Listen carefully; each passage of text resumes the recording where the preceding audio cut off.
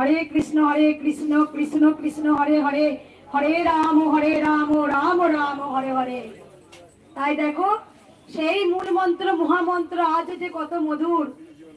কৃষ্ণ নামের অর্থ হচ্ছে সর্বোচ্চ আনন্দ, যা কোনো কিছুতে নেই। টাকা পয়সা গয়না গাটি স্বামী স্ত্রী ঘর বাড়ি কিচ্ছুতে নেই। তাই মহাপ্রভু তিনি স্ত্রী মাকে ছেড়ে রেখে তিনি গিয়েছিলেন ঘরে ঘরে হরে কৃষ্ণ নাম বিলাইতে। আবার ভালো করে লক্ষ্য করে দেখো মা, ঘোর কলিতে কে এলেন? ভালো করে লক্ষ্য করে দেখো তো, ঘোর কলিতে কৃষ্ণই কালী হয়ে এলেন, কৃষ্ণই কালী হয়ে এসেছেন। আমি কিন্তু কালী পুজো করতে পারি, কিন্তু অরিজিনাল আমি কিন্তু গোবিন্দর প্রেমে হাবুডুবু। গোবিন্দ আমার ছেলে, আমার সন্তান, আমার নেনা বেটা, আমার বেটা। কেন? এর মতো আনন্দ কিচ্ছু নেই। শরীর থাকলেই রোগ হবে, আর জন্ম যখন হয়েছে মৃত্যু হবে, যে কোনো অজুহাতে। রোগ জ্বালাই হোক, অ্যাক্সিডেন্ট হোক, মৃত্যু তোমার গোবিন্দ তোমার কপালে লিখে পাঠিয়ে দিয়েছে। তুমি কি ভাববে কৃষ্ণকালী মায়ের কাছে এলে আমার জন্ম মৃত্যুটা আটকে যাবে? না, ভুল।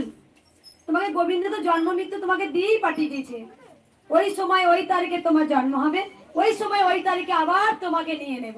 তাই আমরা ভাবে এসেছি দুদিন খেলতে, আমরা ভাবে দুদিন এই মোহর মধ্যে ঘুরতে এসছি, আবার চলে যাব। তাই এই যে একটা ভক্ত, মা বাচ্চাটাকে বাইরে নিয়ে যাও, ঠান্ডা হাওয়া দাও, ওকে আমি আগে দেখে দেবো, লাইটে থাকবে। একটা জিনিস ভালো করে দেখুন আপনারা ভক্তরা, এই যে আজকে জয় কৃষ্ণ কালী মায়ের জয়, এটা কার প্রচার হচ্ছে? কৃষ্ণর কালী। এই নামের মধ্যে যে কি শক্তি আছে, কি পাওয়ার আছে।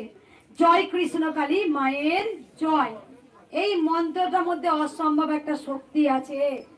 যে নাম জপ করে আজকে দেশ বিদেশের ভক্তরা, গোটা পৃথিবীর আজকে ভক্তরা নাম জপ করে উপকার পায়, আর তারা ছুটে আসে মায়ের কাছে একটা মালার জন্য, একটা মিষ্টি, একটা শাড়ি মায়ের জন্য নিয়ে আসেন। তাই ভক্তদের বারবার বলবো, কিছু চাইবেন না মায়ের কাছে, শুধু নাম জপ করবেন। কিছু চাইতে নেই গোবিন্দের কাছে, হে গোবিন্দ তুমি দাও। গোবিন্দকে বলতে হয় তুমি আমায় ভক্তি দাও, আমি যে মালাটা তোমার জন্য এনেছি তুমি সুন্দরভাবে গ্রহণ করো গোবিন্দ।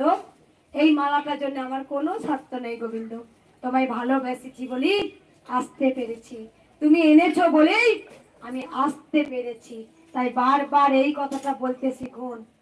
আমি কৃষ্ণকালী মায়ের কাছে যাব চাইবো না, না চাইতে অনেক পাওয়া যায়, যে চাওয়ায় সেই পায় না, আর যে না চাওয়ায় শুধু ভক্তি অর্জন করে সেই কিন্তু আগে পেয়ে যায়।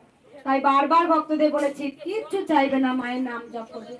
আর একটা ছোট্ট কথা বলবো, কৃষ্ণ কথার অর্থ হচ্ছে সর্বোচ্চ আনন্দ, যা আর কিছুতে আনন্দ নেই। তোমার শরীর পরমাংশ দেবে হয়নি, ক্যান্সার হয়নি, মাকে দিয়েছিল দেয়নি, কিন্তু পরমাংশদেবকে তার শিষ্যরা বলছেন, গুরুদেব আপনি তো মায়ের সাথে কথা বলেন, তাহলে আপনার রোগটা কেন দিচ্ছেন না? আপনি এত কষ্ট পাচ্ছেন, গ্রিসের ক্যান্সারটা যে আপনি নিলেন। বলছে না, আমার মায়ের যদি হয়ে যায়। আর আমরা কি করি বলতো, মা সব নিয়ে নেবে, আমাকে মুক্ত কর বলি তো, কিন্তু আমি কেন আলাদা বলতো, আমি মানে মাগো তোর দুঃখ কষ্ট আমাকে দিয়ে গেল। আমি সব সময় আর কি যেমন আমি সূর্য দেবতাকে বলছি, নমো জবা কুসুম শঙ্কার শঙ্কাশ্চ ব্যাং মহাদুতি ধ্যান তাইনি সর্বপাপে গণং প্রণয় তস্মৈ দিবাকরং। হে সূর্য দেবতা, তুমি আমার ছেলেকে ভালো রেখো, গোবিন্দকে, ও আমার পেটের সন্তানকে বলবো ভালো রেখো, সুখ দাও, চাকরি দাও, বাড়ি দাও, ভালো খাবার জোটাও। আর আমি গোবিন্দকে বলবো না তুমি ভালো থেকো প্রভু, যার জন্য আমরা এসেছি ধরাধামে, তোমার নাম সংকীর্তন করতে ভুলে গেছি, আমরা শুধু মোহর মধ্যে ঘুরে বেড়াচ্ছি, বলবো না? তাই তোমাদের সঙ্গে আমি কেন আলাদা জানো? আমার ওর চিন্তা করার জন্য জন্ম হয়েছে আজকে। তাই যে তুমি ওর চিন্তা করবে না, তোমার চিন্তা করতেই হবে না, সে তোমার চিন্তা করে নেবে। তোমাকে কখন অঝরে সেই বিপদ থেকে তোমাকেই তুলে ধরেছে। তাই সূর্য দেবতাকে বলছি, সূর্য দেবতা তুমি আমার কানাইকে ভালো রেখো গো। আমার কামাই তো নৃত্য করে বৃন্দাবনে, দেখো যেন পায়ে যেন কিছু না ফুটে যায়।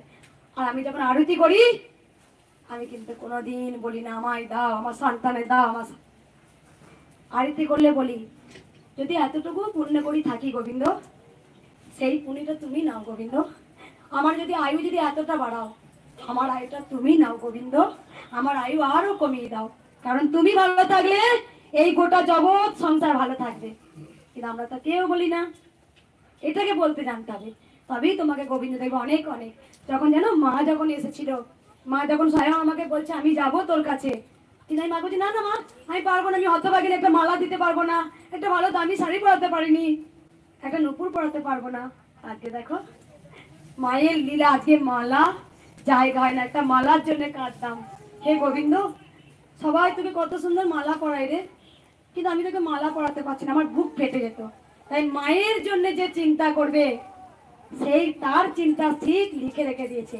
মায়ের কাছে গেলাম, পুজো দিলাম আর চেয়ে নিলাম না। ভগবান কি দেখে জানো? তোমার ভক্তি দেখে, ভক্তি। তোমার হৃদয়ে কতটুকু ভক্তি আছে। তুমি মাকে এত থালা ভর্তি একবারে যা সুন্দর সুন্দর খাবার দিলে, আর ভক্তি নেই, সেখানে গোবিন্দ গ্রহণ করে না। গোবিন্দ গ্রহণ করে ভক্তি। যেখানে ভক্তি আছে সেখানে মুক্তি আছে, যেখানে ভক্তি আছে সেখানে মুক্তি আছে, আর যেখানে ভক্তি নেই সেখানে কোনো সমস্যার মুক্তিও নেই। বুঝতে পেরেছো আমি কি বললাম? ভক্তিতেই মুক্তি, যেখানে ভক্তি আছে সেখানে মুক্তি আছে।